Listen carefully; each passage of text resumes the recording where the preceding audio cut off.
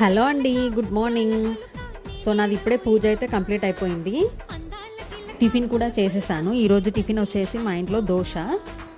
So dosa మనం 2-3 డేస్కి సరిపడా మనం పిండి రుబ్బి పెట్టుకుంటాం కదా. సో ఫస్ట్ డే పులిస్తే చాలా బాగుంటుంది. బట్ 2-3 డేస్ మనం ఫ్రిడ్జ్లోనే పెట్టేసరికి అది బాగా పులుస్తూ ఉంటుంది కదా.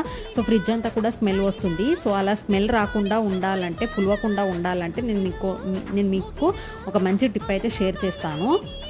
అదేంటంటే మనం ఒక పెద్ద తమలపాకు తీసుకొని అది ఫ్రెష్గా కడుక్కోవాలి. కడుక్కున్న తర్వాత అది రివర్స్లో బ్యాటర్ పైన వేసి పెట్టుకోవాలి.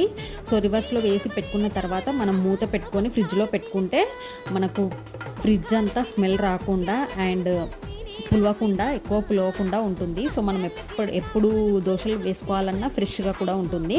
సో ఈ టిప్ కనుక మీకు నచ్చితే ప్లీజ్ మన ఛానల్ని లైక్ చేయండి, షేర్ చేయండి అండ్ మరిన్ని వీడియోస్ కోసం మన ఛానల్ని సబ్స్క్రైబ్ చేసుకోండి. బాయ్.